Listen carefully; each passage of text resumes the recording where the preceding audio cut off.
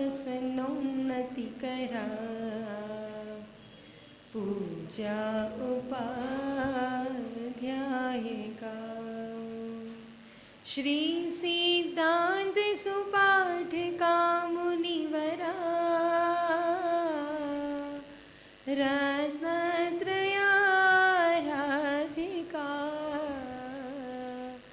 पंचेति परमेष्टिना प्रतिदिनं कुर्वन्तु ते मङ्गलं, कुर्वन्तु मे मङ्गलं, कुर्वन्तु नो मङ्गलम्। अनंतो मुख से गुरुवर की गुणों को गा नहीं सकते, जहाँ गुरुदेव पहुँचे हैं वहाँ हम जा नहीं सकते। कि खुश हो दिल गुरु ने हाथ अपना रख दिया जिस पे, कि खुश हो दिल गुरु ने हाथ अपना रख दिया जिस पे, हजारों गर्दिशों में भी वो ठोकर खा नहीं सकते, हजारों गर्दिशों में भी वो ठोकर खा नहीं सकते। बोलिए देवाधिदेव गजराज श्री आदिनाथ भगवान की, श्री 24 तीर्थंकर भगवान की, परम पूज्य मुनिकुंजर ज्येष्ठाचार्य श्री आदि सागर आचार्य महावीर कीर्ति आचार्य विमल सागर जी महाराज की, युग श्रेष्ठ तपस्वी सम्राट आचार्य श्री सन्मति सागर जी महामुनिराज की, चतुर्थ पट्टाधीश परम पूज्य ममदी विशक्ति गुरु श्रेष्ठ आचार्य भगवान श्री सुनील सागर जी गुरुदेव की, आरिका माँ 105 प्रशांत मती माता जी की, आरिका माँ श्री सुदृढ़मती माता जी की, अहिंसामय परमो जैन धर्म की।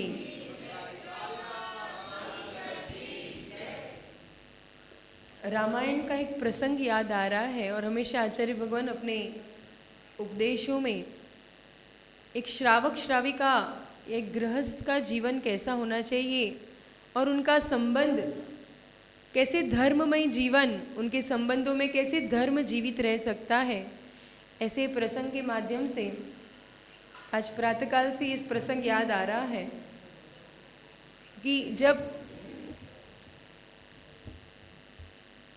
राम और श्री राम, सीता और लक्ष्मण, ये तीनों को जब वनवास हुआ और ये जब वन की ओर विचरण कर रहे थे और वन में प्रतिदिन अपनी धर्म साधना करते हुए और अच्छे से जीवन व्यापन कर रहे थे शांतिपूर्वक समतापूर्वक, एक दिन दोनों श्री राम और सीता कहीं उपवन में गए और वहाँ सामने एक पेड़ था और उस पेड़ को देख के श्री राम ने कहा, उसके ऊपर लताएं लिपटी हुई थी, तो श्री राम सीता के लिए अपने भाव प्रकट करते हुए कहते हैं कि देखो सीते, सामने वृक्ष नजर आ रहा है, उस वृक्ष की शोभा किससे है? यह वृक्ष सुंदर दिख रहा है, इतना फलीभूत दिख रहा है और उसको देख के मन में प्रसन्नता आ रही है, उसके पीछे कारण कौन है? तुम्हें दिख रहा है क्या? उसके पीछे कारण है कि उसके आधार से उसके पास इतनी सुंदर सुंदर लताएं उससे लिपटी हुई है। अब वहीं सीता प्रज्ञावान और धर्मपारायण स्त्री, पतिव्रता स्त्री, समर्पणता का शिखर, ऐसी सीता वो भी बहुत अच्छा उत्तर देती है। वो कहती है कि आपने जो कहा वो हो सकता है आपकी दृष्टि में, लेकिन मुझे तो वो वृक्ष या वो लता, उसमें से लता का सौभाग्य ज़्यादा नज़र आ रहा है कि वह लता आज इतनी ऊंची भी उठी है, तो वो किसके कारण? किसके कारण? वृक्ष के कारण। तो उसमें वृक्ष की शोभा लता से नहीं है, लताओं की शोभा, लताओं का विकास किससे है? वृक्ष के कारण। इन दोनों में आपस में चर्चा चल रही थी। वो इनका वो लता का उपकार माने और वो वृक्ष का उपकार माने। होता है कि नहीं? ऐसे संबंधों में भी ऐसा होना चाहिए। एक श्रावक श्राविका का जीवन कहो या आपसी संबंधों में कहो, कोई भी संबंध, चाहे गुरु शिष्य का हो, चाहे आपस में साधर्मियों का हो, किसी भी जीवन में, किसी भी संबंध में एक दूसरे का अस्तित्व, जो भी लड़ाई है कहो या जो भी कारण है, कुछ भी असमंजस कहो, कुछ भी कहो, मनभेद हो जाता है, मतभेद हो जाता है, वो किस कारण होता है? कहीं ना कहीं अस्तित्व के कारण ही। अस्तित्व समझते हो? अस्तित्व, अस्तित्व क्या होता है? अस्तित्व क्या होता है बताओ? मेरेपना का होना। मेरा नहीं, अपनापन नहीं। अपनापन होता तो बहुत अच्छी बात है ना, अपनापन आ जाए तो। मेरापना होना, मेरी क्या कीमत, मेरी क्या वैल्यू है कि नहीं, वो जब तक हो, कोई भी संबंध हो, अगर मैं ना हूं तो इसका काम ही ना चले। घर में अगर मैं ना उठूं तो सुबह चाय कौन बनाए? अगर मैं कमा के ना लाऊं तो ये खाना कैसे बनाए, इनका जीवन कैसे चले? ये सोचे मैं खाना बनाऊं नहीं तो ये भोजन कैसे करे? समझ में आता है? आपसी व्यवहार में ये जो प्रसंग होते हैं, प्रथमानुयोग के कहो या महापुरुषों का जीवन, इनके जीवन से हमको भी अपनी जीवन शैली जीने के लिए आधार मिलता है कि कोई भी संबंध में हमें अपना अस्तित्व है कि नहीं वो नहीं देखना है, हमें एक दूसरे का अस्तित्व बना रहे, हमें उनका अपने और अपनेपन का एहसास बना रहना बहुत ज़रूरी है कि मेरे जीवन में इनका होना ही पर्याप्त है। ये है तो मेरा जीवन अच्छे से चल रहा है, मैं हूं तो इनका जीवन अच्छे से नहीं चलता। ऐसा मतलब कहने का तात्पर्य समझ में, अस्तित्व की ही लड़ाई है। तो ऐसा इन दोनों में आपस में चर्चा चल रही थी। इतने में लक्ष्मण का आनावा हो गया। इतने में लक्ष्मण जी का आनावा हो गया। तो राम और सीता कहते हैं कि देखो लक्ष्मण, अब ये इसका फैसला तो तुम ही कर सकते हो, है कि नहीं? जब दो के बीच में कुछ हो जाए तो फैसला कौन करता है? अरे तीसरे की जरूरत पड़नी नहीं चाहिए पहले तो, पर करता कौन है? और तीसरा भी अगर बुद्धिमान हो, प्रज्ञावान हो और विघ्न संतोषी ना हो, है ना, कि कैसे दोनों में मिर्च मसाला। अच्छा, आप लोग ऐसे बोलते नहीं हो तो हमें अच्छा नहीं लगता। बोलो ना, आपके ही जीवन का प्रसंग है ना? मिर्च मसाला डालते हो आप? नहीं डालते हो, यही तो काम बिगाड़ते हो। जहाँ डालना चाहिए वहाँ नहीं डालते हो और जहाँ नहीं डालना चाहिए वहाँ डालते हो है कि नहीं? समझ में आया? तो जहाँ डालना चाहिए वहाँ डाला करो, ठीक है? जहाँ नहीं डालना चाहिए वहाँ।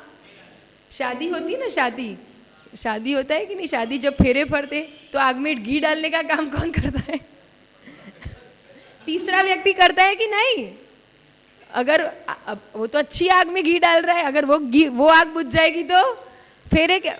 पर फिर भी आग में घी डालने का काम कौन करता है? तीसरा ही करता है।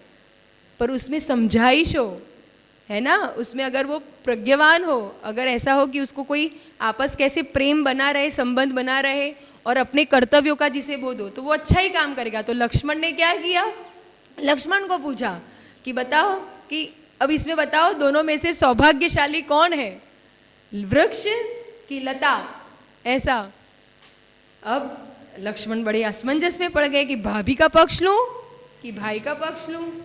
लेकिन फिर भी हमने बताया ना, समझदार और जिसको प्रेम, शांति, वो सभी चाहिए, आपस में सब लोग मिल के रहे, वो चाहिए जिसको, है ना? तो वो क्या करेगा? वो क्या कहता है पता है? लक्ष्मण ने क्या उत्तर दिया? लक्ष्मण ने बहुत सुंदर और सबको सीखने वाला उत्तर दिया। लक्ष्मण ने कहा, भैया भाभी, ना वृक्ष सौभाग्यशाली है ना लताएं सौभाग्यशाली है। सौभाग्यशाली तो ये जो छोटे छोटे अंकुर नजर आ रहे हैं, जो उनके नीचे पल्लवित हो रहे हैं, वो सबसे ज्यादा सौभाग्यशाली है। मतलब समझ में आया? अपने आप को सौभाग्यशाली कि मैं इनकी छत्र छाया में रह रहा हूं, मुझे तो ये सबसे ज्यादा। अब इस तरह से होता है धर्म को कैसे जीवन में जिया जाता है। ये है सच्चा धर्म, कि जहां उस शांति, उस प्रेम, उस आत्मीयता का अनुभव हो। हम जीवन में दुखी किस लिए होते हैं?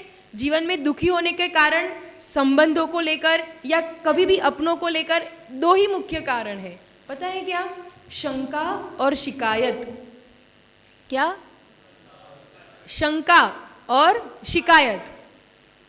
शंकाएं बनी रहती हैं, विश्वास की कमी बनी रहती।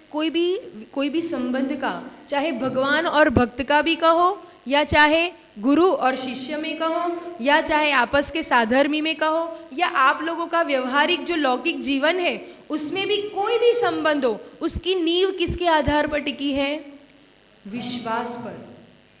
जहां विश्वास में कमी आ जाती है, विश्वास पर विश्वास नहीं रहता है ना, इसलिए विश्वासघात होता है। हमें आपसी विश्वास पर विश्वास होना चाहिए। और दूसरी बात, कभी भी शिकायत नहीं होनी चाहिए कि मेरे लिए ये नहीं हुआ, मेरे लिए ये नहीं किया, आप बड़े हो तो आपको ये करना चाहिए, आप मतलब मैं छोटा हूं तो मुझे तो इतना मिलना ही चाहिए। कुछ भी नहीं। बड़ों पर विश्वास रखना पड़ता है कि वो जो करेंगे, जब करेंगे, सही करेंगे। और जो छोटे होते हैं उनके लिए मात्र और मात्र प्रेम देना चाहिए पड़ता है। जब बड़ों के प्रति सम्मान और विश्वास आ जाता है और छोटों के प्रति प्रेम आ जाया करता है, वो कुछ भी करे कोई बात नहीं, प्रेम भाव रखो, स्वीकार भाव रखो, तो कभी भी जीवन में कहो या कहीं भी कोई भी क्षेत्र में आपको टकराव नहीं होगा। अच्छे से जीवन व्यापित होता रहता है। इसी की कमी होती है। धर्म करने तो यहाँ बहुत आते, भगवान के साथ भी या तो शंका बनी रहेगी, क्या पता इतने दिनों से पूजा करता हूँ, इतने दिनों से मंदिर आ रहा हूँ, कोई लाभ ही नहीं हो रहा है। और शिकायत, ये क्या, कोई तो कुछ धर्म करने भी नहीं आता है, कोई मंदिर भी नहीं आता है, तो उसको तो प्रॉफिट ही प्रॉफिट हो रहा है। और मैं रोज सुबह अभिषेक करने आता हूँ तो क्या वहीं का वहीं हूँ? समझ में आता है? तो कभी कभी हम भगवान से भी शिकायत और शंका कर लेते हैं। जब वहाँ ही शंका और शिकायत बनी रहेगी तो फिर जिनके साथ रह रहे हैं, जिनके साथ ये मूर्ति जो मतलब समझो ये पाषाण की प्रतिमा है, उसमें मंत्र है, संस्कारित है, ठीक है, फिर भी लेकिन उसमें ये पाषाण की प्रतिमाओं से भी अपन शिकायत करना नहीं छोड़ दे, तो जो चेतन आत्माएं, जो भगवान बनने वाली आत्माएं हैं, उनसे भी फिर वही करते रहेंगे तो कैसे? जीवन में धर्म का जन्म नहीं हो सकता। जो हमसे बड़े हैं या हमसे जिनका उपकार है हम पर, कभी भी कुछ भी बात बन जाए, तुरंत अगर कुछ गलत हो गया, कुछ हमसे अयोग्य हो गया, तो मन में एक एहसास कि कुछ तो गलत हुआ है। फिर अब हो भी जाता है, संस्कार बने रहते हैं तो कभी ना कभी हो जाता है, लेकिन फिर भी उनका उपकार और मन में एक एहसास, उनके अस्तित्व का एहसास। आप लोग अच्छा ये बताओ, आप लोग सब लोग अधिकतम यहाँ जॉइंट फैमिलीज है ना, मतलब हाँ, तो आप बताओ, आप जॉइंट फैमिलीज में रहते हो, आप माता पिता के साथ रहते हो कि माता पिता आपके साथ रहते हैं? बताओ। ये भाव हमेशा बने रहने चाहिए कि कहाँ रहते हैं? हम माता पिता के साथ। कभी भी ये स्टेटमेंट नहीं आना चाहिए अपने जीवन में कि मम्मी पापा मेरे साथ रहते हैं या माता पिता आज मेरे पास रह रहे हैं। नहीं, क्या हम माता पिता के साथ रह रहे हैं, उन्होंने सब कुछ सिखाया, उन्होंने सब कुछ दिया, तो हम उनके साथ रह रहे हैं। बहुत अच्छी बात एक ज्ञानी ने हमको सिखाई थी, क्या? कि हमें बड़ों के साथ रहना है, बड़े हमारे साथ नहीं रहते। हमें बड़ों के साथ रहना है पर बड़ों को अपने साथ नहीं रखना है। ये जब आ जाता है तो ये रामायण से जो प्रसंग अपन ने सुना, इस रूप से जीवन शैली, एक दूसरों का उपकार, एक दूसरे का प्रेम, संबंध, वात्सल्य, बस एक दूसरे के होने का एहसास भी बना रहेगा ना कि मेरे जीवन में इनका उपकार है, मेरे जीवन में एक आज मैं जो कुछ भी हूँ इनकी वजह से, इतना भाव भी बना रहेगा ना, तो कभी भी अहंकार भी नहीं आएगा, ज्यादा देर तक मन मुटाव भी नहीं रहेगा, कुछ कहने में भी आ जाएगा, बोलने में भी आ जाएगा ना, तो फिर पुनः स्थितिकरण हो जाता है कोई बात नहीं। जब साथ में रहते हैं तो प्रेम भी आता है, टकराव भी आती, कोई दिक्कत नहीं, हो सकता है, लेकिन फिर उसको कितना खींचना वो हमारे हाथ में है ना। अगर वो नहीं खींचेंगे और अपने आप को उसमें से खींच लेंगे, बात को नहीं खींचना है, अपने आप को उसमें से खींच लेना है, साइड में आ जाना है, कोई बात नहीं, हो जाता है, कोई बात नहीं, हो गई गलती, अब फिर उसको मन में पकड़ के नहीं रखना। तो इस रूप से महापुरुषों ने भी यही किया और उनके जीवन से हमें भी यही सीखना है। धीरे धीरे आज इतना कर पाएंगे, कल और ज़्यादा करेंगे, तो आगे आगे जीवन में विकास होता रहता है। चलते हैं आरिका मासी सुदृढ़मती माता जी के चरणों में कि वे हमें धर्म का मर्म समझाते हुए कि कैसे हमारे जीवन में धर्म का जन्म हो। हमने तो जन्म मरण बहुत कर लिया, लेकिन अब वास्तविक जो सम्यक्त्व रूपी धर्म है, सच्चा धर्म है, रत्नत्रय रूपी धर्म है, उसका हमारे जीवन में कैसे जन्म हो और उसे हम कैसे जिए, वो शैली, वो दिशा हमें पूज्य आरिका माँ सुदृढ़मती माता जी के माध्यम से हम सभी निवेदन करते हैं कि वह हमें प्राप्त हो इसी दिव्य मंगल भावना के साथ। जय बोले परम पूज्य आचार्य भगवान श्री सुनील सागर जी गुरुदेव की। वर्धमानाय निर्धोत कलिलात्मने सालोकानां त्रिलोकानां यद्विद्यादर्पणायते दर्शनं यस्य वैराग्य वर्धकमगनाशकं प्रशान्तिदायकं चाहं वन्दे सुनीलसागरम्। जय बोलो देवादिदेवे खजराष्ट्र आदिनाथ भगवान की। अजय शादी सागर जी महावीर कीर्ति जय विमल सागर जी महाराज की। युगशेष तपस्वी सम्राट आचार्य सन्मति सागर जी महाराज की। चर्या चक्रवर्ती मम प्राण गुरु श्रेष्ठ आचार्य सुनील सागर जी गुरुदेव की। हरिकामा प्रशांतमती माता जी की।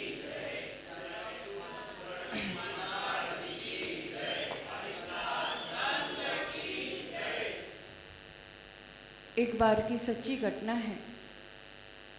नगर में एक बहुत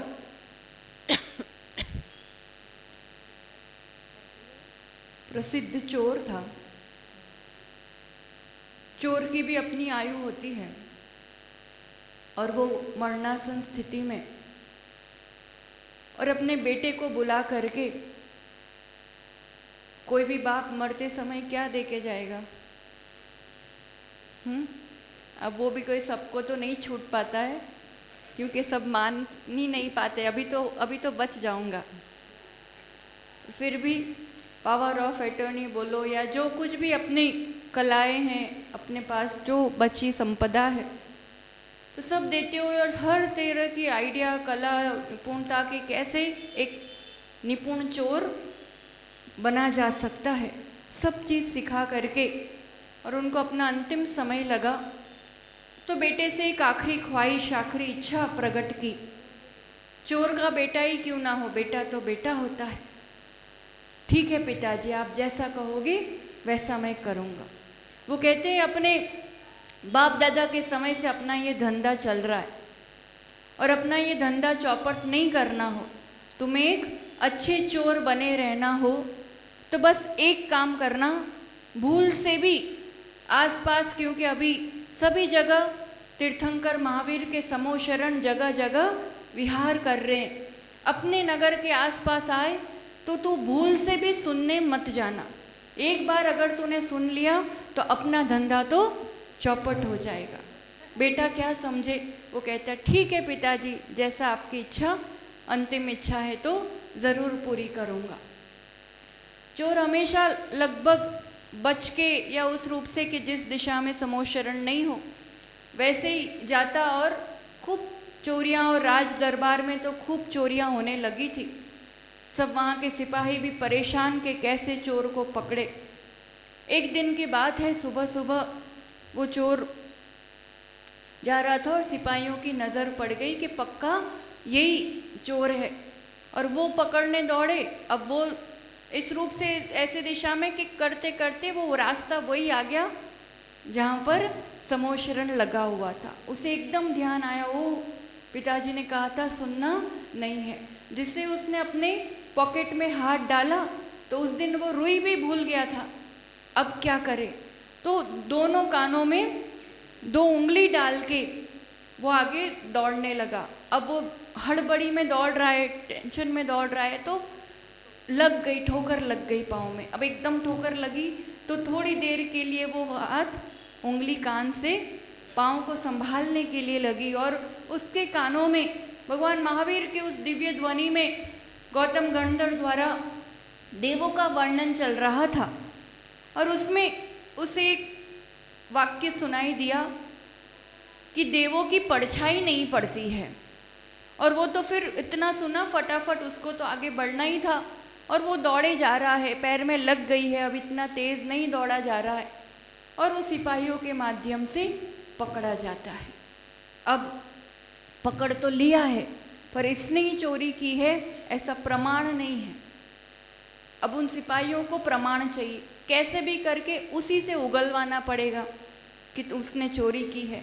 इसलिए उन्होंने क्या किया, उसको जबरदस्त शराब पिला दी, एकदम नशे में चूर कर दिया और एक ऐसे वातावरण में ले गए जैसे खूब अप्सराएं हो, संगीत चलता हो, स्वर्ग में आया हो। जैसे उसकी थोड़ी आँख खुली और देखा तो एकदम वैसा रम्य वातावरण। उसने पूछ ही लिया कि मैं कहाँ आ गया हूँ। तो जैसे आवाज़ आती है कि तुम स्वर्ग में आए हो। थोड़ी देर तो वो सब देखता रहता है और वो जो भी अब युवतियाँ नाच रही होंगी उसके लिए तो कहा था अप्सराएं नाच रही है। उसे तुरंत ध्यान में आया, भगवान महावीर ने कहा था कि देवों की परछाई नहीं पड़ती है और यहाँ तो इनकी इतनी रोशनी में परछाई पड़ रही है। कुछ तो, क्योंकि भगवान कभी भी गलत नहीं बोलते, झूठ नहीं बोलते, उतना तो उसको पूरा विश्वास था। तो कुछ तो गड़बड़ है, पक्का ये मुझे पकड़ने के लिए पूरी योजना बनाई गई है। वो पूरा सतर्क हो जाता है।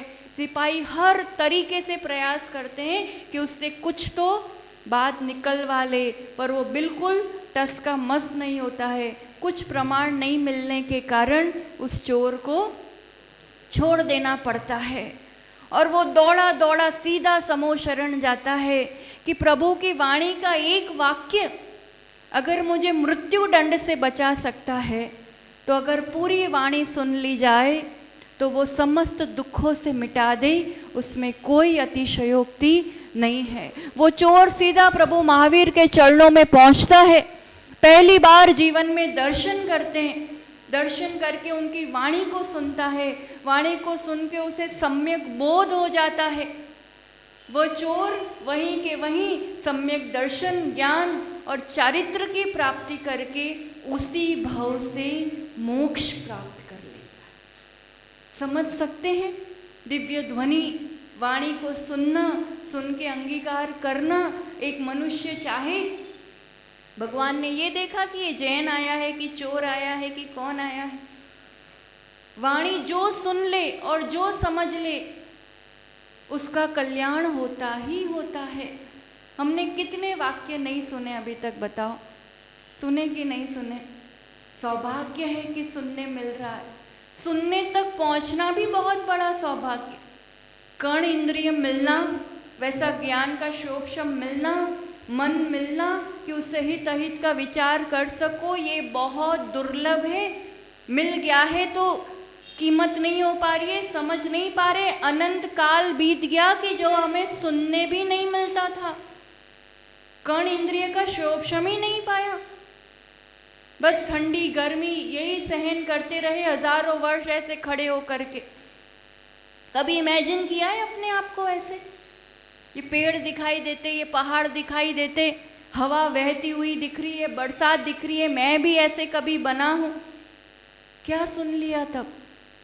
सुनने के अवसर मिलना ही बहुत दुर्लभ है।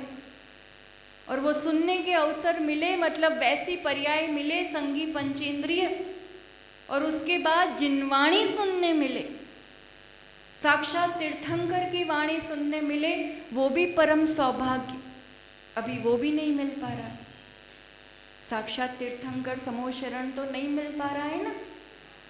पर फिर भी इतना है कि गुरुओं का, आचार्यों का उपकार है कि उस वाणी को गूंथा है और हमारे लिए जिनवाणी के रूप में उपलब्ध है, और गुरुओं के माध्यम से वो कहीं ना कहीं हमें सुनने, जो सुन लेता है, सुनना, श्रवण करना, जो श्रवण करता है वही श्रावक कहलाता है।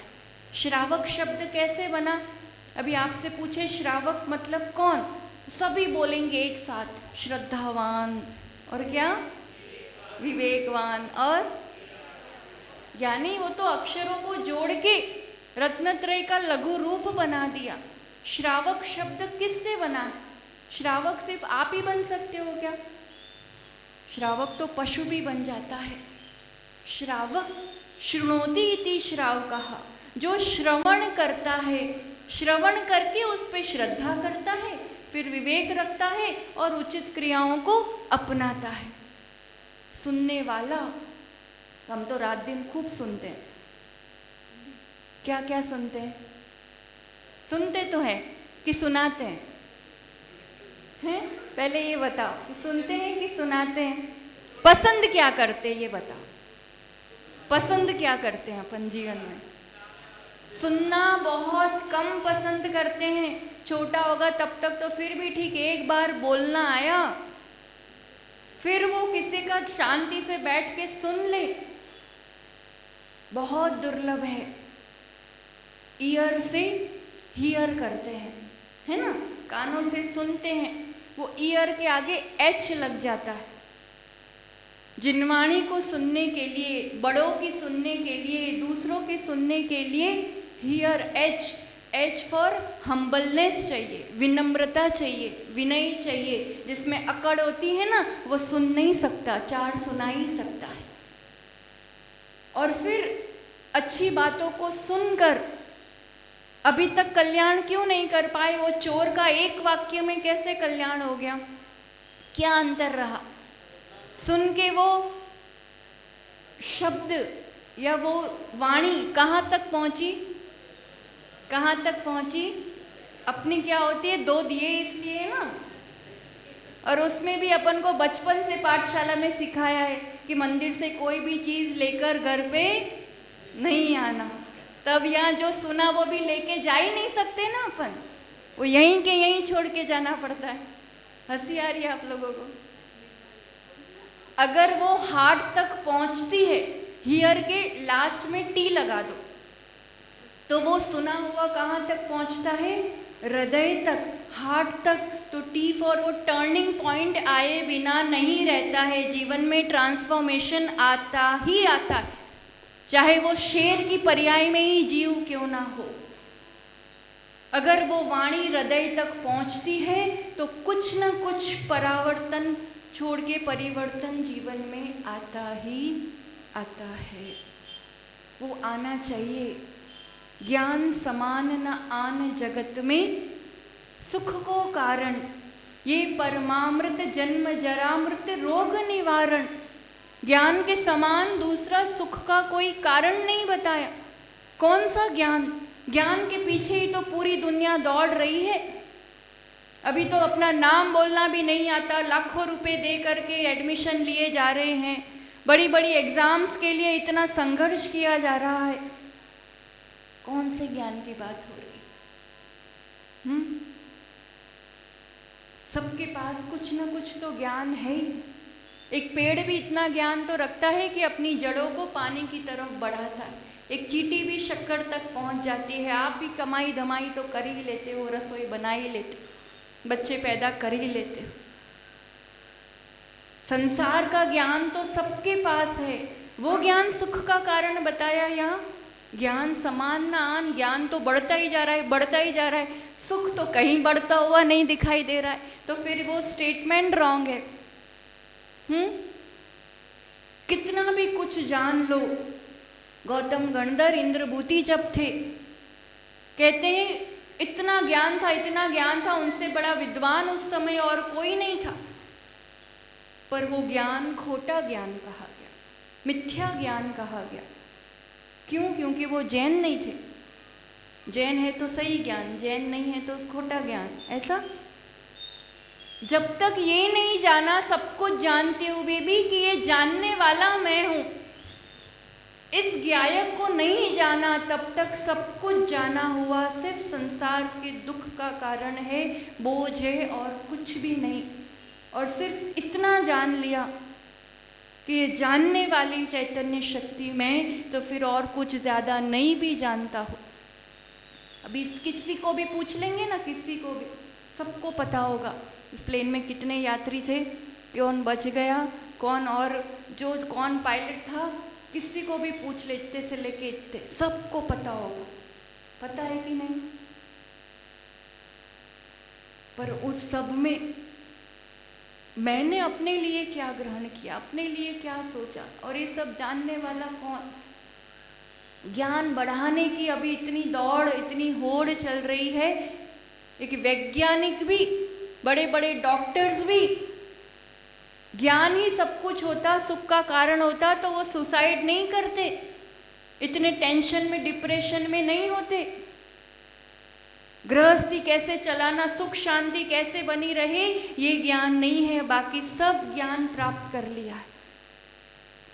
सब कुछ जानने के साथ मैं कौन हूं, ये स्वयं को जान लेना। चोर को क्या समझ में आ गया था, क्या मालूम पड़ गया उसे कि चोर भी सिद्धत्व की ओर बढ़ चला। प्रभु महावीर को सुन के मैं कौन हूं, बस इतना बोध हो गया था। बड़ी बड़ी किताबों का ज्ञान नहीं था उसे, सिर्फ तत्वों को जान लिया कि मैं कौन, मेरे साथ जो होता है वो कैसे होता है, और मुक्ति का मार्ग क्या है, इतना भी जान लिया तो पर्याय सार्थक है। और ये जिनवाणी के अलावा ये अलौकिक ज्ञान दुनिया में और कोई भी नहीं दे सकता है, कोई भी नहीं, चाहे कितना ही बड़ा ज्ञानी हो, बड़ा ऑफिसर हो। कहाँ मिल सकता है ये ज्ञान? सुख कहाँ है? कहते हैं ज्ञान समान न आन जगत में। ज्ञान में सुख है, जानने में सुख है। उससे जानने वाले को जान लिया तो यही जान लिया कि सुख स्वरूप ही मैं हूं। वो सुख का खजाना, सुख का सही एड्रेस मिल गया, और वो पता चल जाने से अब कहीं भटकन नहीं है, अब कहीं दूसरी जगह भटकना नहीं होता है, देखना नहीं होता है, तलाश नहीं रहती है।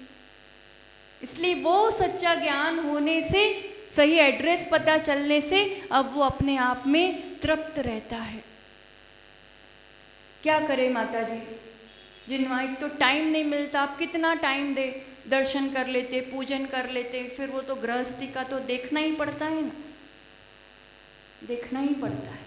मना नहीं कर रहे, पर गृहस्थी को कैसे चलाना, वो ज्ञान भी कहीं ना कहीं प्रथमानुयोग आदि ग्रंथों से मिलने वाला है, जिनवाणी से मिलने वाला।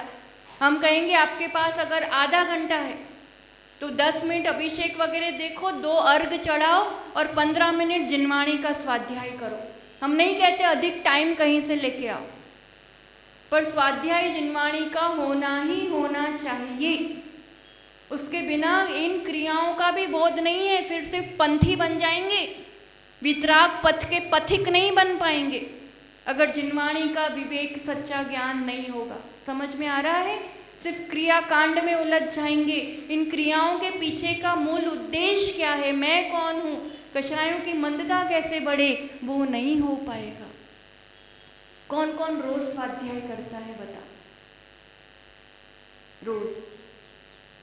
बाकी सब बूढ़े हो जाएंगे तब करेंगे, बड़े होके सुख तो अभी चाहिए ना, और ज्ञान वर्धन की उम्र भी यही है।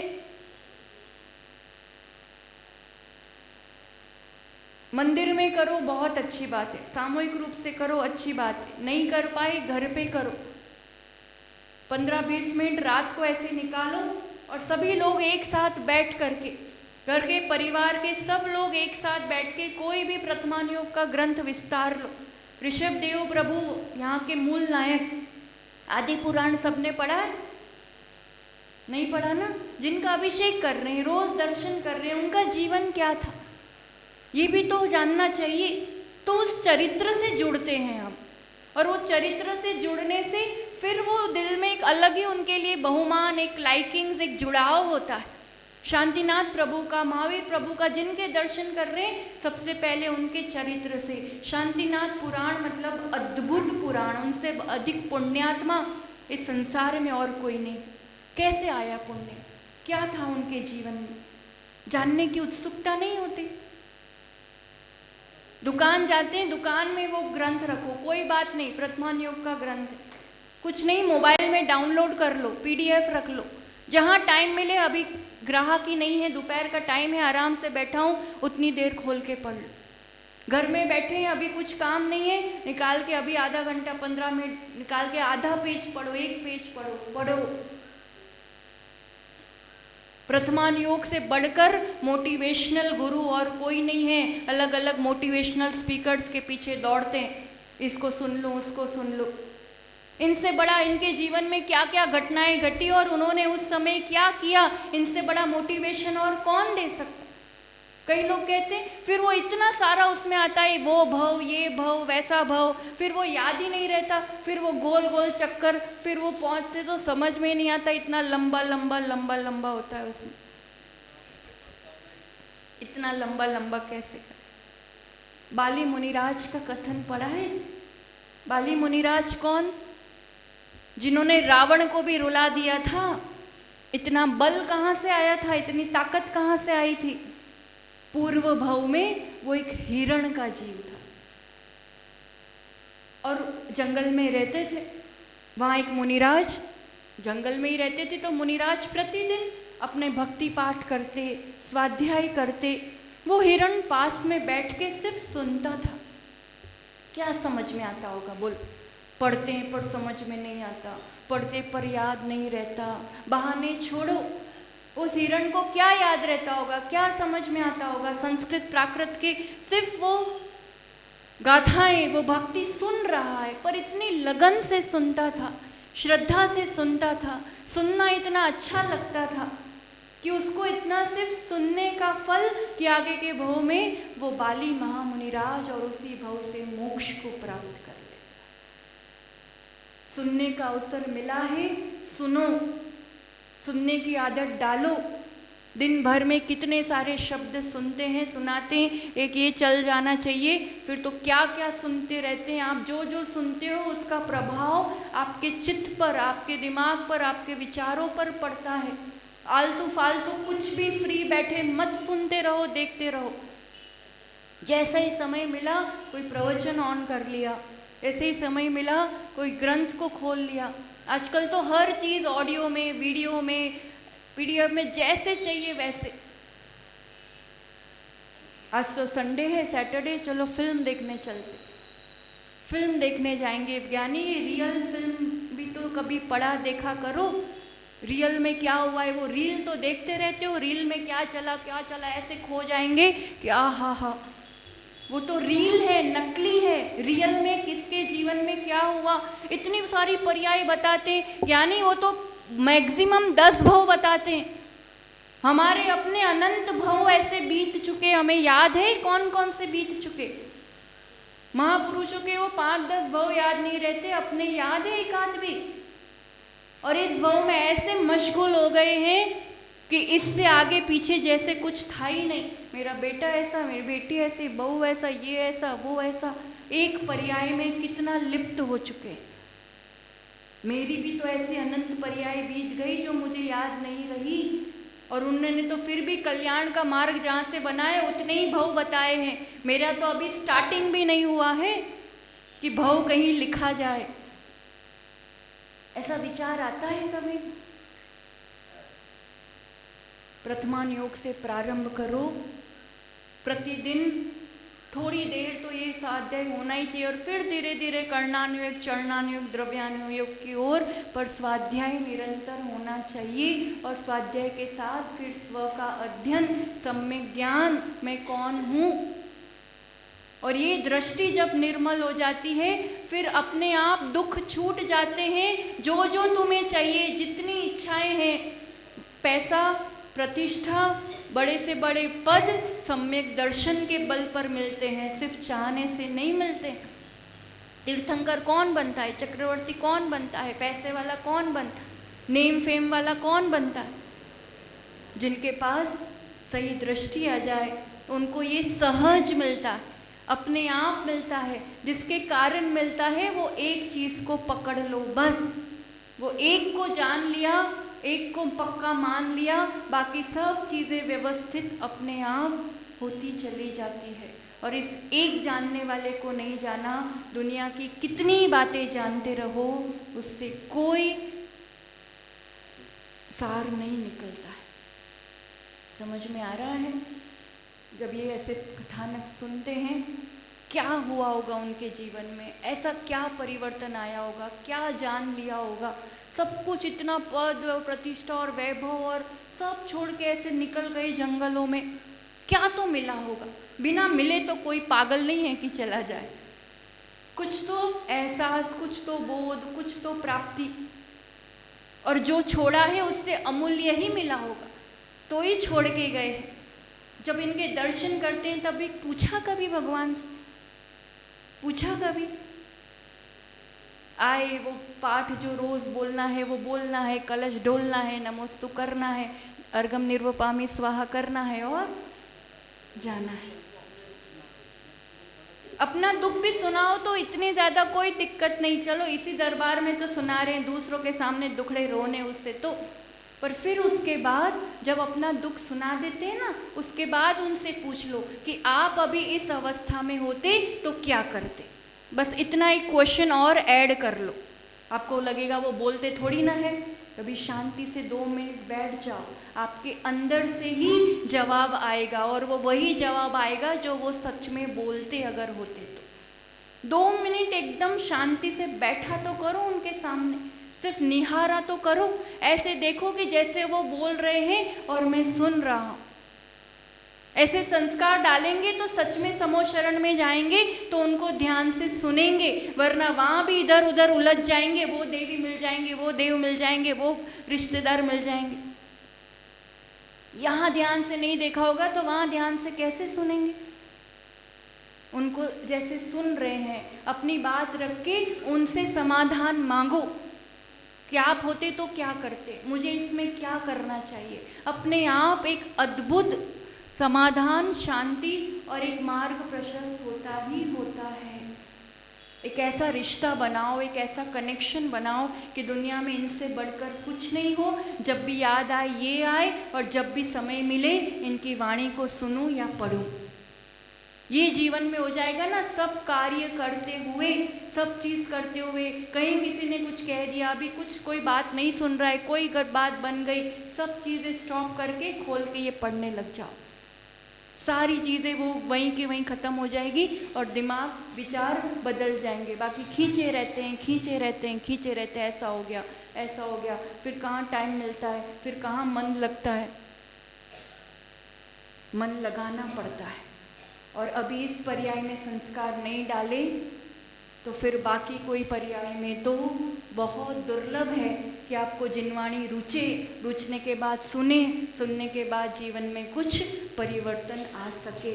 इसलिए वैसी गहरी आस्था, रुचि और समय का सदुपयोग करते हुए, हे प्रभु इस अंतिम समय तक मैं बस सुनता रहूं, इतनी शक्ति देना। तो अंत समय में कोई नमोकार सुनाने वाला, जिनवाणी सुनाने वाला भी मिल जाएगा। बस इतनी शक्ति मांगना। नहीं बोल पाऊँ कोई बात नहीं, कुछ नहीं कर पाऊँ कोई बात नहीं, पर अंत समय तक क्या कर पाऊँ, सुनता रहूँ जिनवाणी को, बड़ों को, नमोकार मंत्र को, भक्ति को। तो खूब शांति से जिनवाणी से जुड़े और जिनवाणी के माध्यम से अपना कल्याण करें, अपने जीवन में परिवर्तन लाए। रोज रोज रोज रोज इतना इतना इतना इतना परिवर्तन, भगवान कैसे है और मैं कैसा हूँ, और इतना सा ऐसा परिवर्तन कि यहाँ से मैं वैसा बन पाऊँ। एक बार क्रोध को जीत लिया, एक बार उसको सुना देते उसकी जगह शांत रह गया, एक बार कुछ भी ऐसा मैंने पुरुषार्थ कर लिया कि भगवान करते वैसा आज मैंने किया अपने जी। वो होते तो कैसा करते। इसी गृहस्थी में से उठ कर के वो वहाँ तक पहुँचे, पहले से भगवान नहीं थे। और हमें भी यहीं से उठकर पहुँचना है कि नहीं? नहीं, संसार अच्छा है, कोई दिक्कत नहीं। अच्छा नहीं है, सब कुछ तो है अपने पास, पर कुछ ना कुछ अभाव बना ही रहता है। परिपूर्णता प्राप्त करना है तो इसी आत्मा को पुरुषार्थ करना होगा, और वो पुरुषार्थ सबका जगे। जो स्वाध्याय नहीं करते हैं वो स्वाध्याय का संकल्प अवश्य करें। दिन में 10 मिनट भी पढ़ेंगे, 10 मिनट से शुरुआत करो। हफ्ते में 4 दिन पढ़ेंगे, 3 दिन पढ़ेंगे, सैटरडे संडे पढ़ेंगे, ऐसे शुरुआत करो। पर स्वाध्याय अवश्य करेंगे, और फैमिली टाइम में हफ्ते में 2 दिन 3 दिन तो सभी मेंबर्स घर में जितने हैं सब मिल करके उन महापुरुषों की चर्चा तो निकाला करो कभी घर में, कैसे जीवन सुलझता है और कैसे अपने आप एक आत्मीयता, एक प्रेम, एक एकता, सबकी विचारधारा एक जैसी बनने लगती है। सब मुसीबतों में एक साथ एकजुट बने रहते हैं, खुशियाँ एक साथ मनाते हैं। जिसके घर में एक साथ स्वाध्याय होता है उसका घर स्वर्ग से भी ज़्यादा सुखमय होता है। इसलिए सभी मेंबर्स मिलके एक बार स्वाध्याय, दिन में एक बार अपना भी व्यक्तिगत स्वाध्याय, कुछ नहीं कर सको थोड़ी देर प्रवचन सुन लो, पर उसके बिना सोऊंगा नहीं, इतने संकल्प के साथ, है ना।